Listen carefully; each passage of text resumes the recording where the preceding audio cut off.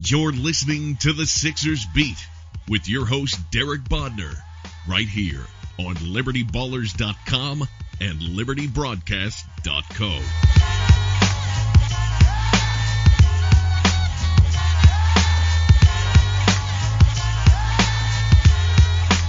Welcome, everybody. I'm Derek Bodner. I'm joined by Rich Hofmann of The Athletic Philadelphia on the latest edition of Sixers Beat, part of the CLNS Media Network.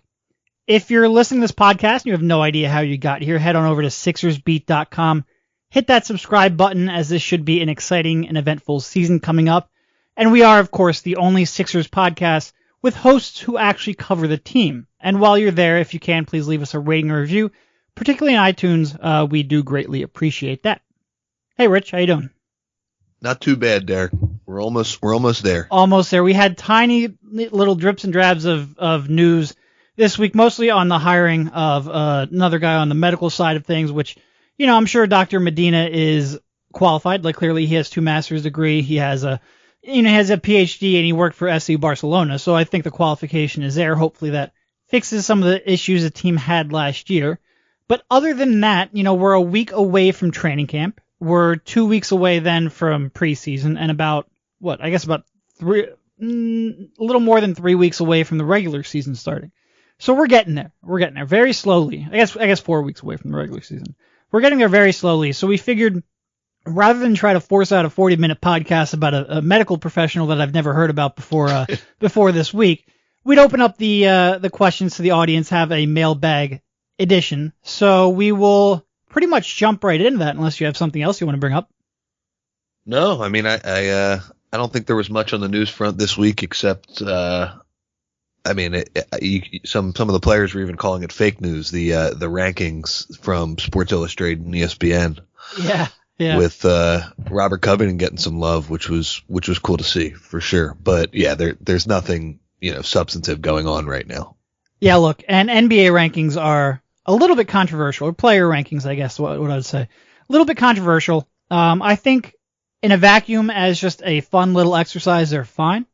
I think people take them way too seriously. I think certainly players looking at them is something that, if you're a professional basketball player, I wouldn't care too much and look, all these guys are really well educated. I wouldn't care too much what SI or ESPN ranks you. I know Lavoie a couple of years ago had the Mr. 500 Twitter handle. That was humorous.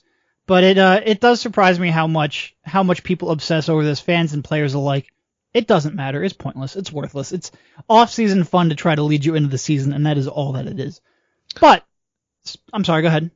Yeah, I mean, it's basically what we're doing. They're ESPN and Sports Illustrated are trying to find a way to talk about basketball when there's nothing going on. Filling time, man. We got ad slots to fill, and we got to do something. In that vein, please stay around, listen to this podcast. I assure you, it gets better from here. All right, let's jump right into the mailbag. Got a decent amount, and these are great because I think you and I, when we do a podcast, we tend to focus on what new information do we have, and what's changed, how do we react to what's going on. And I think this lets us kind of take a step back and look at some of the bigger picture items that we may have talked about months ago or glossed over or just don't really focus on. So we'll start off with Philly Trivia, at Philly Trivia. And probably the easiest question, or at least the one that should, it should be the most on top of our head. What's your best guess at the 9-man rotation next year? All right, let's talk our way through this. So obviously, Joel Embiid, center. Ben Simmons, starting power forward. Robert Covington cleared for 5-on-5 before he can be a starting center. Okay, let's assume that he does. I mean, he's tweeting out pictures of the jerseys and everything. So let's assume he makes it to opening night in one piece. Then Robert Covington at small forward, JJ Redick, and then Markelle Fultz. That's your starting lineup. Yep. Okay. So as far as the bench is concerned, obviously Dario Saric is going to play. He's going to play a lot. I'm not exactly sure where and who with, but he'll play. I would have Richaun Holmes as my backup center to Joel. And then that's where it gets interesting, right? Because then you have all of this wing depth. You have guys like Luawu and Stauskas and even Korkmaz. And then you have the interesting point guard battle between Jared Bayless and TJ McConnell. I would imagine just because they signed him to such a big contract and the fact that his skill set, let's say it could mesh with Simmons well, I would imagine Jared Bayless would be like an 8th or 9th man.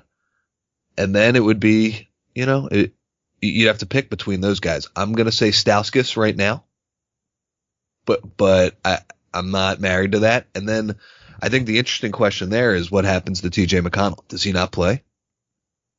Yeah. No, that's probably, like you said, Rashawn, Dario, those are no-brainers. The TJ Bayless, we'll call it a battle, a quote-unquote battle, is probably the most interesting to me because, look, I've been as big of a TJ fan, as you possibly could be for an undrafted player who came in on a non-guaranteed contract. Like, he struck me right away as somebody who has a role in this league. But whether or not you're going to make him the first point guard off the bench when he does have that question in his shot, both in extending it to three-point range and the speed of it and whether or not he can actually space the floor. And you do have a guy like Bayless who conceptually fits that mold that you want to play with alongside Ben Simmons. I do think ultimately, like you said, they owe him $9 million this year. They owe him $8.6 million next year. They committed to him financially. They did that because they believe he can fit next to Ben Simmons. And, oh, by the way, there is a world where maybe they look at that and they say, okay, look, Bayless's role isn't going to be what we thought when we signed him. We didn't envision getting the number 1 pick and getting the future at that position when we made that decision last summer. And maybe we need that $8.6 million off of our books to go out and get maximum salary cap space. There are some decisions that could get you, there without doing that. But if you extend Embiid or extend Covington right now, it could get a little more difficult. So they might want to showcase him, give him playing time in the event that they might not need him and they need that cap space next summer more.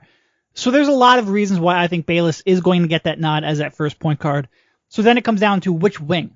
And you have TLC, you have Justin Anderson as well. Yep. Stauskas, you have a lot of options right there. If I thought it was just Brett Brown and who he thought could help them win right now, it might end up being Justin Anderson. I'm not a huge fan of Justin Anderson's game, but I know how much Brett Brown prioritizes defense.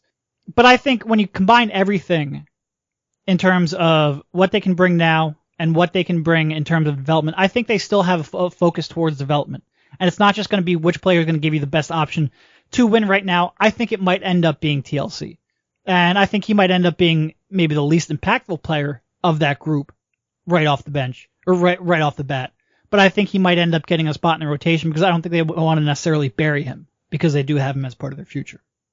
Yeah, no arguments there. And then as far as TJ is concerned, it doesn't it feel just like a little weird not putting him in there just because it does. He's earned it. It feels like he's earned it. And I mean, God, we were at the coaching clinic the other night and, Brett was joking with him that a few of the players, I think it was Covington and Ja and Rashawn and TJ were helping out Brett with his coaching clinic. And Brett made the joke that TJ McConnell, fresh off his wedding, like he has become like a part of their culture and he is a very valued teammate.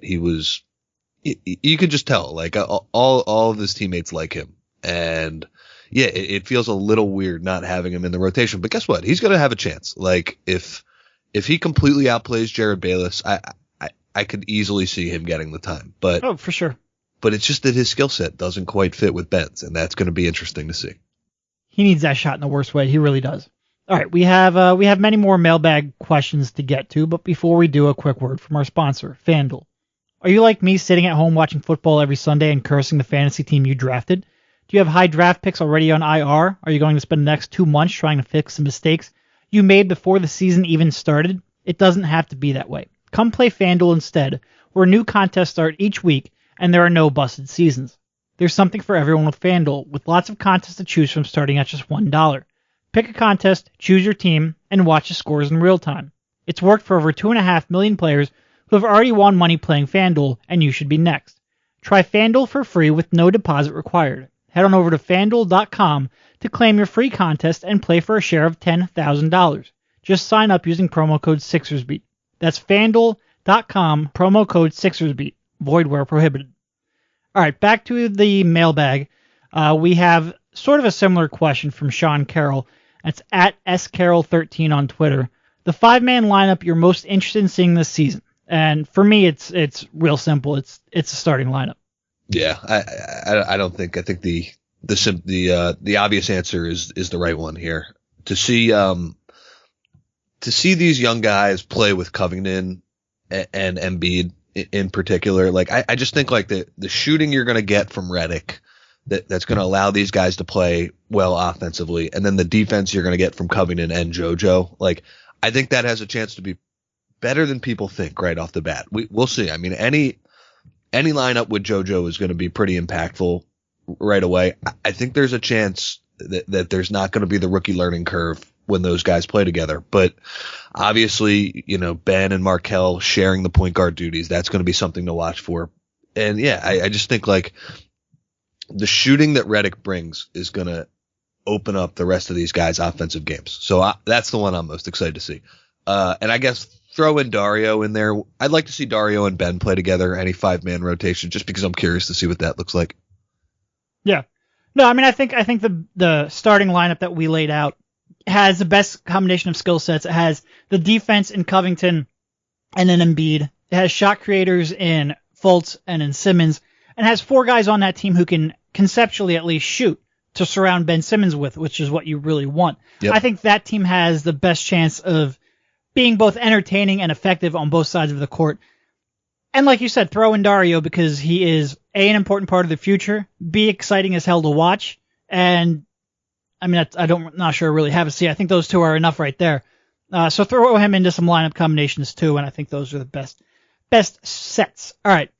From Hinky's Last Laugh, at Hinky Last Laugh. Again, sort of related to the lineup questions. Who runs the second team point guard spot? Now, before we kind of already answered that, there's a twist to it. Do you bring Bayless off the bench early to play him with Simmons and let Fultz lead the second unit? Basically sub Fultz out earlier than you would to then bring him back and kind of run that second group. That actually sounds good with me. I mean, we'll see how all of these guys mesh together, but the idea of letting Markelle sort of play, have his own time to run the unit, to run the team, that's something that might help his development right away. Like, and just give him the keys and say, hey, look, Ben's not here and you're not going to have to worry about that. Yeah, I think that sounds like a decent strategy to me right away, but obviously you want the two young guys playing together because those are your core pieces long term. Yeah, I mean, I think you want to stagger.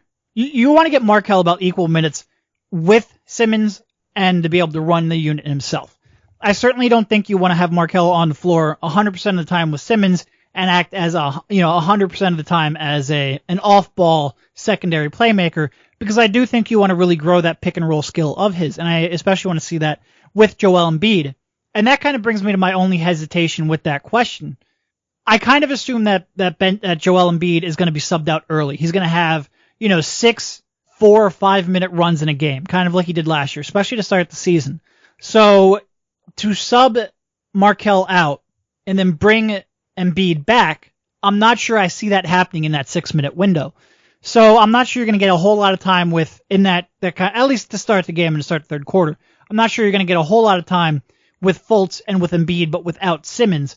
And I would like to see some of that as well. So that's my only real hesitation, but I do kind of like where your head is at in terms of, stagger their minutes and let Markelle lead the team and initiate with the team some as well. I think that's certainly something that you want to do when you can.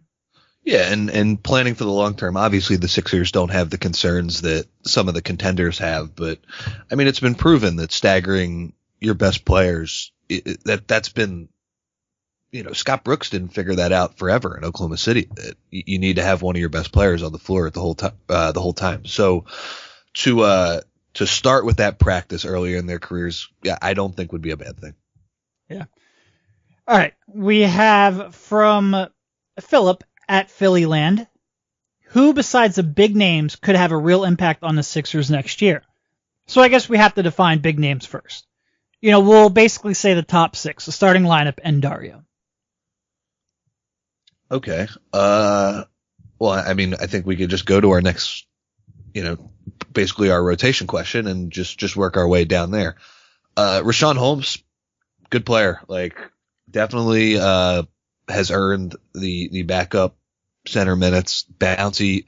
I'm interested to see him run the pick and roll with Markelle Fultz too. Obviously, you'd rather have JoJo because that's the more foundational piece for sure. But he is proven to be, I think, one of the 30 best centers. Like, I think Rashawn could start for 4 or 5 teams. So, if he can continue to improve, continue to refine that jump shot, even as ugly as it looks, I would say he would be the next guy.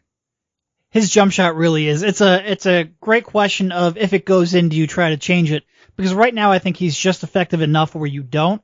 But man, does that make my head hurt every time he shoots it. It's not a pretty shot. He was tossing up some bricks at that coaching clinic the other night too. I will say Justin Anderson, he was making him at a good clip, which would be huge. That's the one thing he's never really done in his career outside of that junior season at UVA. If you could make a shot, it becomes a lot more playable. And I'll say this about Justin Anderson. I'm not as high, like you said, I'm not as high on him as maybe the Sixers are when they traded him for Noel.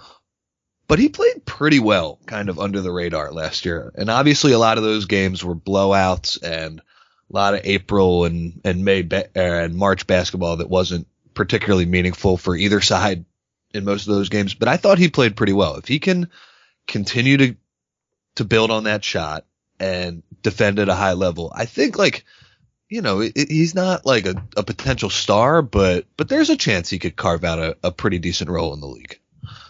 Yeah, no, I mean, when you have that kind of defensive ability and you can, really force turnovers and defend that amount of positions, all he really needs, he doesn't need to ever be a great slasher. He doesn't need to be a great ball handler or shot creator. He needs to make a shot, and he needs to not be a negative on offense. And to do that, he has to space the floor. And do I have a lot of confidence in him getting there? I'm not really sure about that. But if he can, and if, that one day, which is the worst sample size ever, but if that one day that we saw him play when they were giving the coach's clinic is any indication, and I'm not sure his shot functionally looks any different, so I think I'm a little less willing to buy that he's a drastically improved shooter. But if that is the case, then he becomes a lot more playable.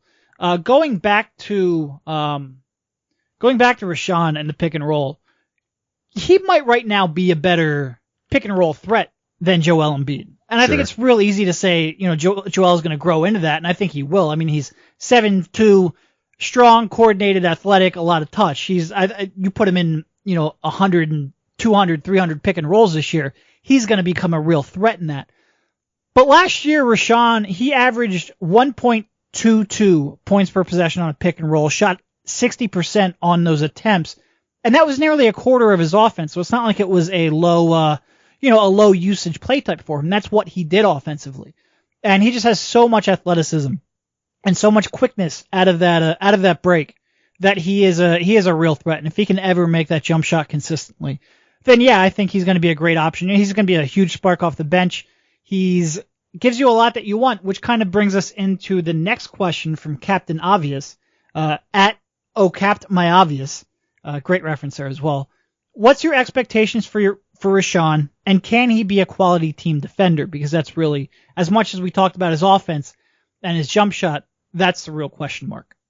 Yeah, I mean, that question hit the nail right in the head in terms of where he can improve as a player. As far as his pick and roll game, I do think he's better than Embiid right now. And just the way you can tell that is just Rashawn is just quicker off the floor than JoJo is right now. Yeah. He is like super bouncy, and JoJo is, for all of his talents, he takes a little bit longer to load up and throw one down on people. And Rashawn is, he's quick off the floor. As far as the quality team defender stuff, that Brett Brown gets on him about that a lot. There were nights over the last couple years where he received questions after the game like, wow, Rashawn's playing really well. A game where Rashawn would score 12 points, shooting 6 for 6. And Brett would be very quick to point out, well, he's going to have to learn the other end of the floor too. And, it's a weird thing with him. Rashawn, he's clearly bought in to the defense. He's clearly like TJ, he's a very, he's a valued member of the locker room. Everybody likes him. He's the humble kid. It's just that he's got to stop going for every single block shot that you can get. Like, he needs to learn verticality, and he has to figure it out. But he has all the tools, man. Like, he's quick enough to guard the pick and roll. He should be a better rebounder. He improved on that last year. I got on him that a lot last offseason. So, yeah, I think he can be a quality defender, especially in terms of a backup big. Like, can he get to that level? Yeah, but he's going to have to prove it. Yeah, he's a tough case because you look at him, 6'10", all the athleticism in the world.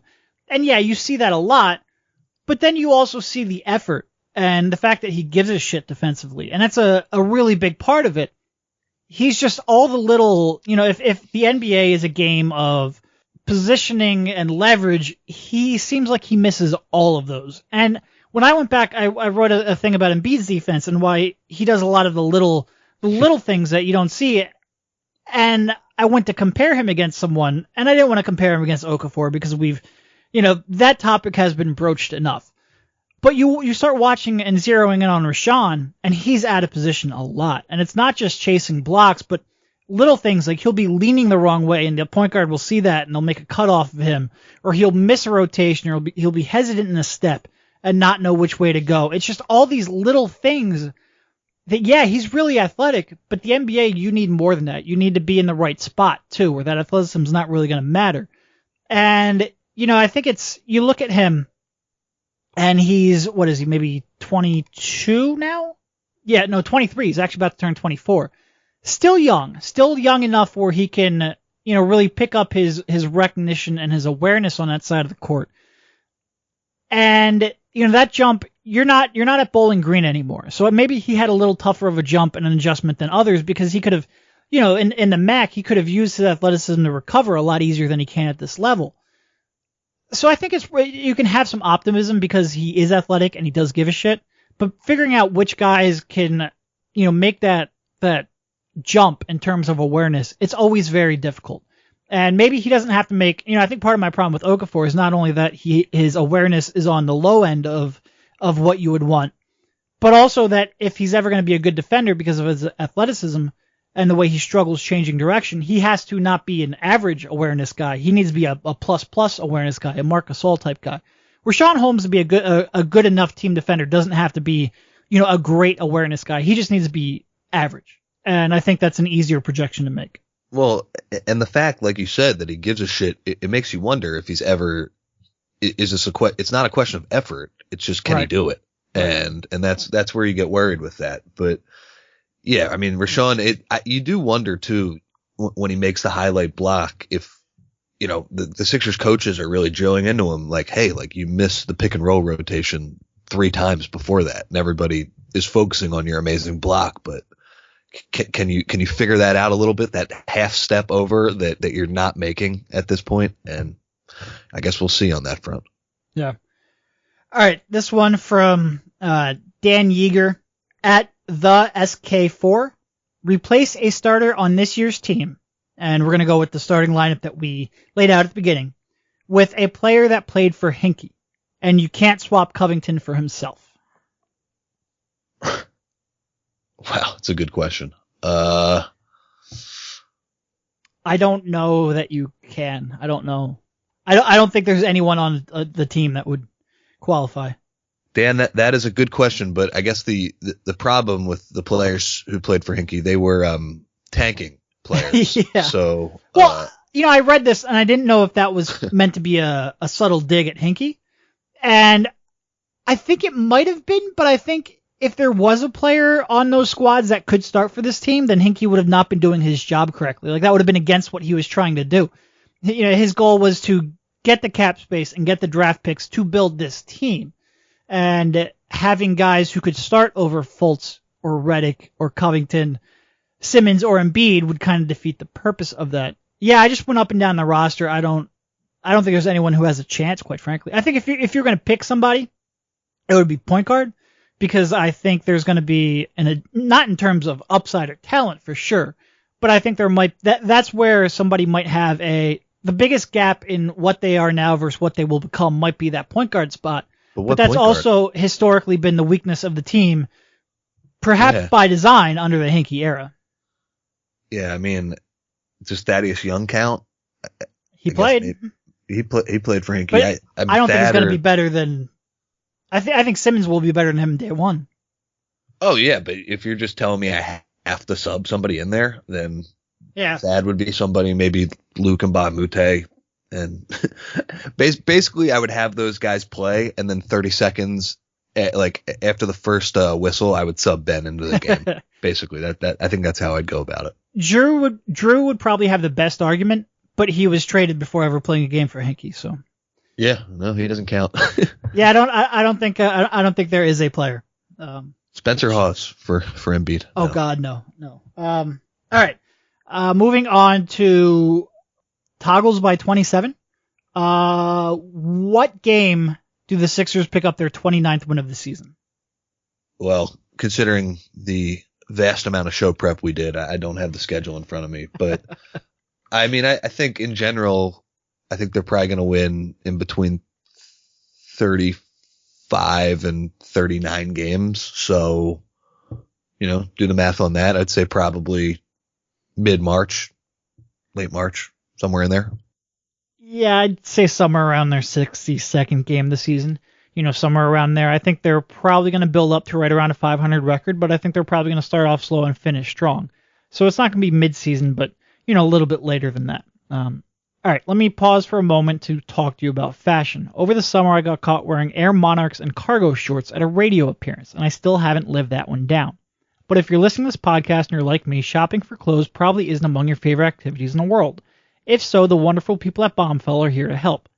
Bombfell is an easier way for men to get better clothes. You start off by filling out a simple questionnaire to tell them about yourself, your measurements, and your preferences, and you're then matched up with a dedicated personal stylist.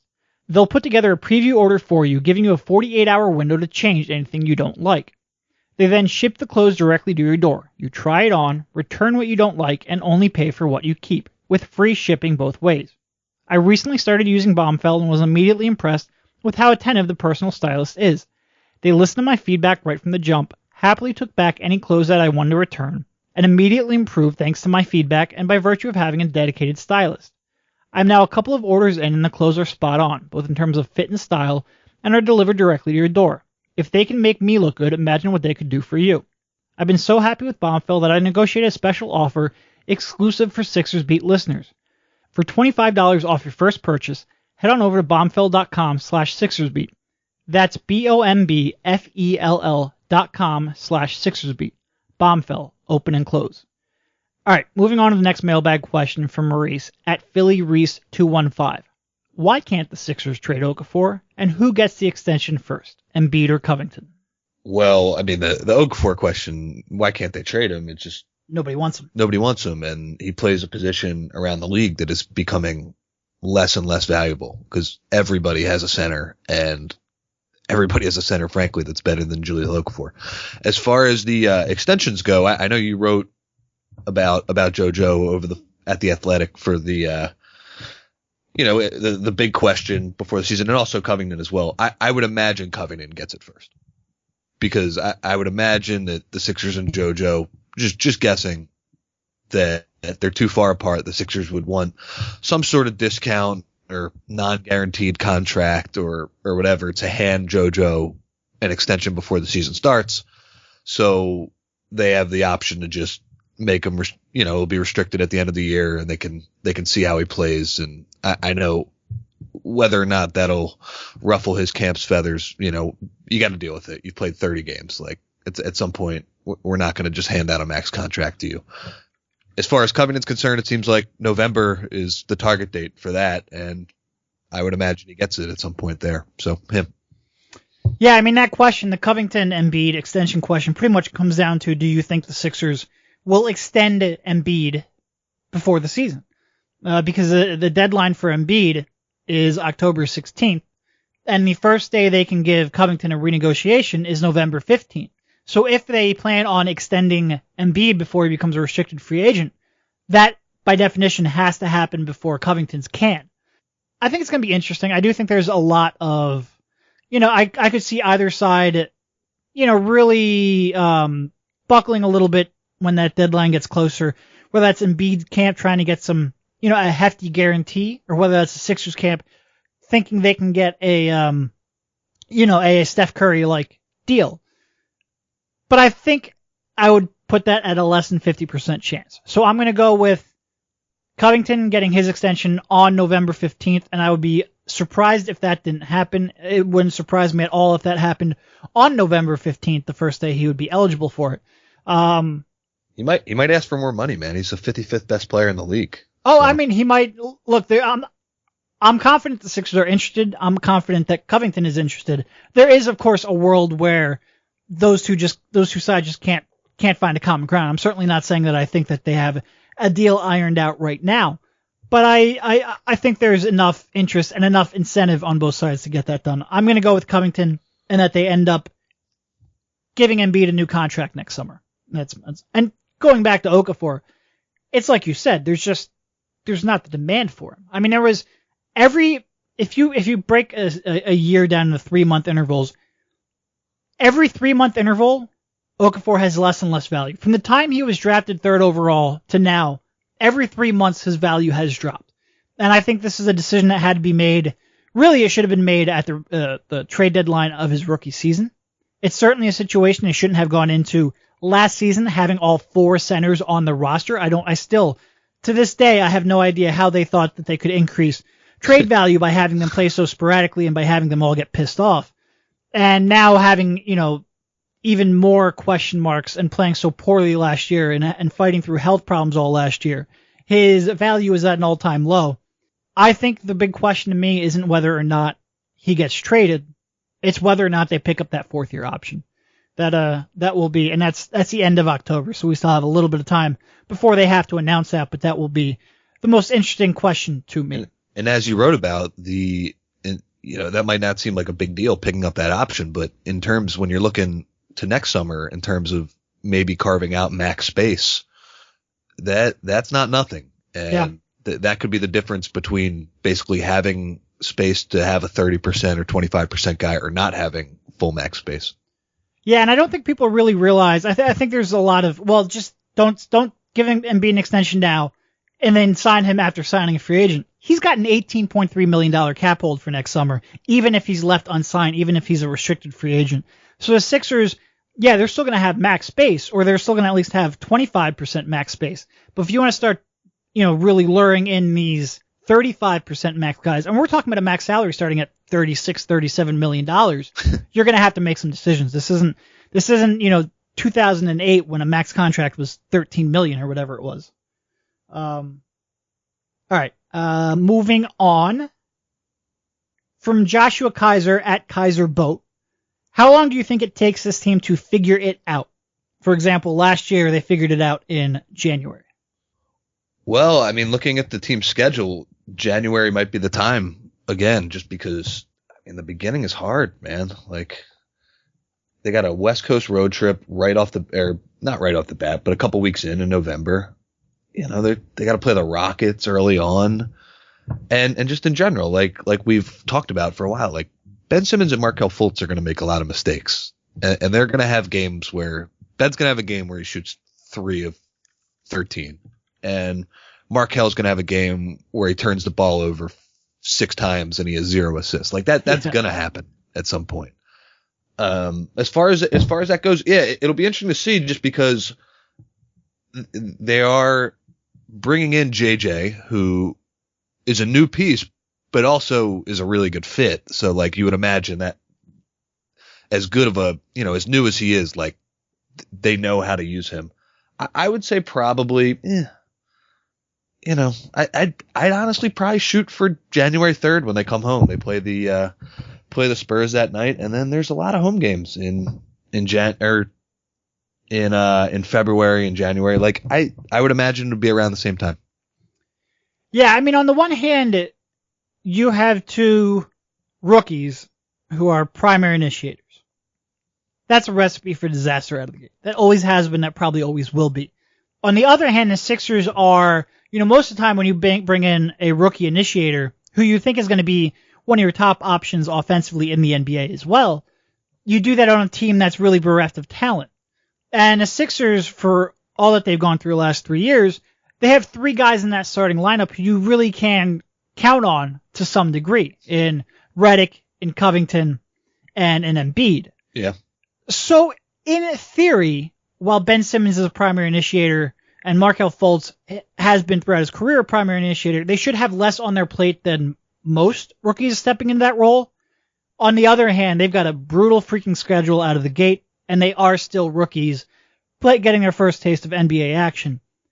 I do think they're going to struggle quite a bit at the beginning of the season. December is theoretically, the schedule gets a lot easier in December. Yep. That might be a little too soon to turn it around completely. And I think January, it gets a little bit harder before easing up again. I'm going to say mid-January. I think mid-January is when they finally start looking like the team that I think we all expect them to. I do worry a little bit about fans getting frustrated if they struggle out of the gate like I think we both kind of expect them to. But I do think they will kick it on later in the season, maybe a touch later than they did last year. But it could also, it could be anywhere from mid-December to mid-January. But I do think they will turn it around and start playing better. And I should qualify everything I said to acknowledge the fact that I'm prepared for anything with Joel Embiid. Yep. Like, if that guy, it comes down to the same question we always ask ourselves: how many games are we getting from him? And if he's healthy, I'm prepared for any level of basketball from him. Like I'm done being surprised by how good he is. Right. Remember last year at this time when we're like, oh man, he's going to have some games where he just looks awful and the game's too quick for him and he has a lot of turnovers and he's fouling out in 15 minutes and no, never happened. He came out and he was an all-star right from the gate, right off the jump. I've never seen anything like that well, not anything, but like there are very few LeBron James and he was playing at an absurd level for a rookie. He could end up being a top 10 player this year. I can't tell you that won't happen. I don't think he's going to play enough games to be thought of like that. But when he's on the court, he could play like a top 10 player this year. And I make these comments, and I find myself doing it more and more as we get into the season, where I hear myself, and that sounds completely, utterly absurd. But it really isn't. Like I don't think he could be a special player.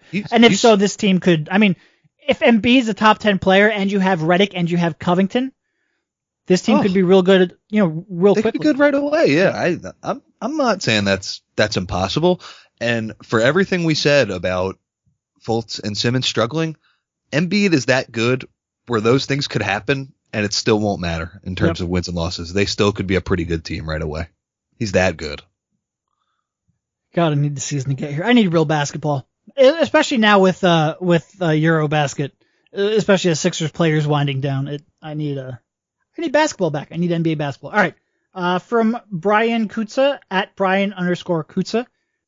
Which team in the Eastern Conference with a similar talent level will give the Sixers the most trouble due to roster composition?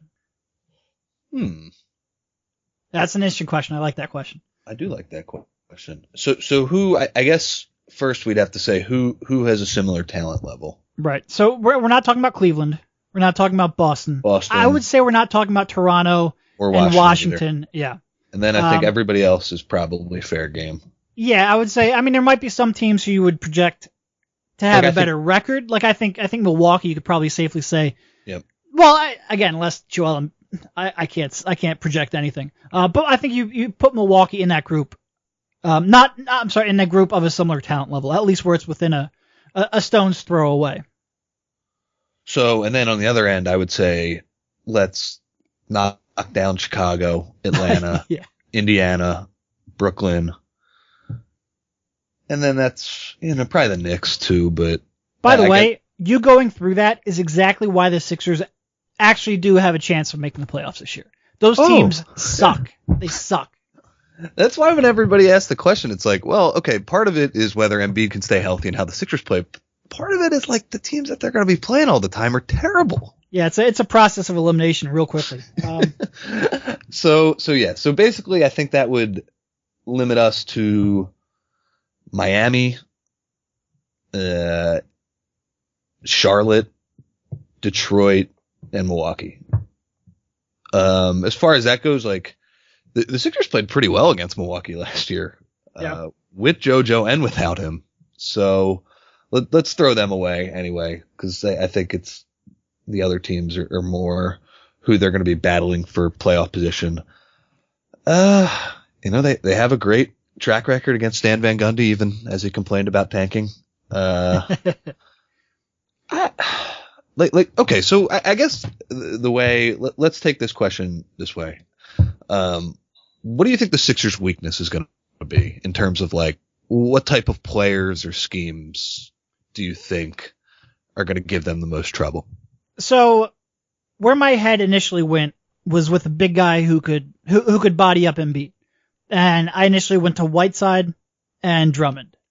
But then I remember, man, Embiid destroyed Whiteside last year. Like, he destroyed him. And Whiteside got his points and rebounds too. But Embiid was a monster that game. And I think there could be a game or two where Whiteside will get the best of him. Like, he's that kind of offensive rebounder where he's going to really, Joel's going to have to really be smart about his rotations. But then I kind of went to, okay, well, which team can put enough pressure on Simmons defensively and really force him to be engaged on that side of the court and pick apart when he lapses? And I think Milwaukee's interesting in that regard because, clearly Giannis is going to initiate quite a bit for them.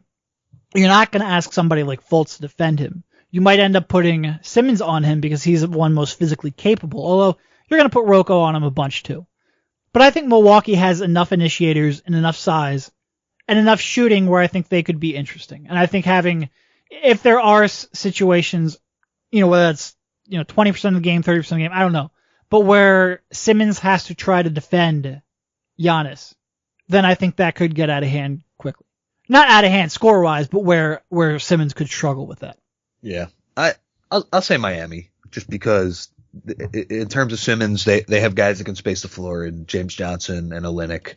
And as far as Fultz is concerned, like Goran Dragic is a handful to guard. So I guess that would be the team. If those last 50 or so games from last year for Miami are an indication and not just a really extended hot stretch, then they might end up being in that next tier up anyway. Like they could end up winning 45, 47 games this year, in part because everybody else in the East freaking sucks. Yeah, they had a weird offseason. I didn't like a lot of their long-term signings kind of locking up that core, but in terms of this season, like we've been saying, like the East is terrible. So the bottom half of the East specifically is bad. So yeah, I would imagine them to maybe not quite, pick up that level that they finished with last season, but I think they're a pretty easy playoff team. Yep. All right. From Heath Feynman at Heath Feynman, who are your guys' least and most favorite non-Sixers players? Oh, great question. I'm probably going to need to spend a little more time thinking about. Like whoever I come up with now probably won't be who I'd come up with in an hour, which on show prep. So initially when this gets brought up, it's funny because when I watch the NBA with my friends, they absolutely despise Chris Paul because he whines and he's dirty and he slows the game down. And I'm the opposite. I love Chris Paul. He is my favorite player to watch. Like the way that guy orchestrates an offense and just finds shooters and just is like money from the mid-range and the pick and roll. And I just really enjoy watching that guy play. And I was pretty bummed a couple years ago when that game where Josh Smith went nuts in the fourth quarter when the Clippers were this close to making the conference finals. And it's a bummer that he's never reached that far. And I'm very interested to see how he and Harden mesh this year, because on paper that doesn't seem like a good fit, but I just love both of those guys' IQ levels that I can't wait to watch it. But yeah, Chris Paul is my favorite player. It's not on the Sixers. Yeah, I'm a Chris Paul guy as well. I'm not sure he would be my favorite. I think when I thought of this question, I probably just took out the, really elite players like the LeBron and the KD and Chris Paul. Like Steph, everybody would say that, right? But Chris Paul, I'm definitely very, very hard on the pro Chris Paul bandwagon. I think this is kind of half cheating, but Andre Iguodala has always been one of my absolute favorite players. He's almost in some ways a Chris Paul of defense. The way he is prepared for a game and prepared for his opponent and the work that he puts in getting to that spot, it really is, he is everything you would want in a perimeter defender. And for him to put that all, and so many times you see guys with wasted tools, wasted athleticism, wasted, length and body type. And he really made the most of it, and it was great to watch. It's nice that he finally got the recognition when he left Philadelphia. I wish he would have gotten it a little bit more here. It does seem like, public opinion is kind of starting to sway back into a pro-Iguodala light, and I wish that would have happened when he was here, but he's kind of the guy that immediately came to mind for me, just because, and again, it's half cheating because he has such a connection here, but he really is the type of player that I enjoy. It is cool to see, after all the years we spent arguing about his value, for him to have such a great second act of his career and be on a juggernaut. And I mean, because we always used to say, oh man, he'd be so much better if he was just like the second scoring option. If you had a better scorer with him, didn't even have to be necessarily a better player. And we were like, let's see what happens as soon as he leaves and he goes to Denver. Like, now he'll be the second option on the team. Well, he found his way onto a juggernaut where he's pretty much the fifth option, and it's the greatest team of all time. So that's definitely been cool to see. As far as like least favorite players, I know he's had a tough week, but Carmelo doesn't really do it for me. But in general, it's funny. This is such a good era of NBA basketball. There's not a lot of guys that I like super don't enjoy watching, which is good to see. Yeah, I mean, the guy, and this is not for on-court reasons at all because I love the way he plays, but Draymond Green has always rubbed me the wrong way. And it's not really even because of the nut kick saga, although not a fan of that. But it's some of the tweets he made when he was at Michigan State and really had a problem with acceptance. And I have a very big problem with people who are not accepting and are intolerant. And some of the tweets, and look, maybe he's grown up in the last 5 to 6 years. I hope he did. But I have a real hard time rooting for guys who made some of the comments that he did. Yeah. And I don't want to get too deep into that, but yeah, I've always had a hard time rooting for him because of that. And like I said, I hope that Draymond Green has matured and grown up and changed, but that's always been one thing that's kind of just set me off. Like I struggle with that. And that's another positive for CP3. As much as people hate his on-court demeanor and that he can be a little bit of an asshole to his teammates, like when they're playing. Great guy off the court. All right. I think that's pretty much it on the questions that we have. Any answer you want to change while we're still on the podcast? Any that you've been thinking about the whole time that you thought, maybe that wasn't right?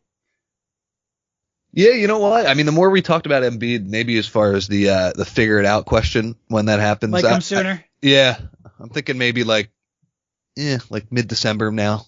I've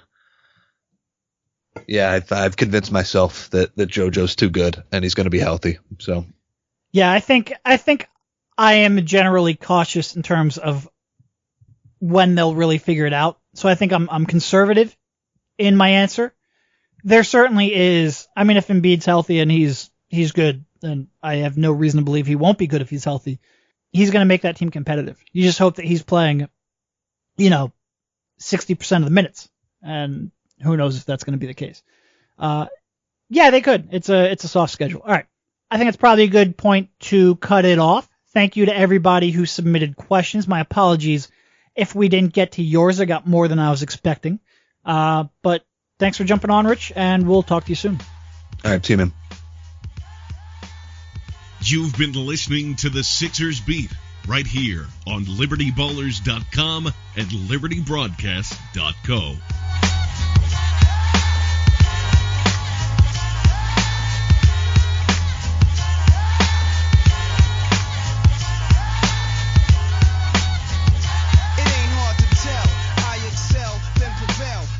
Contacted, I attract clientele. My mic check is life or death, breathing a sniper's breath.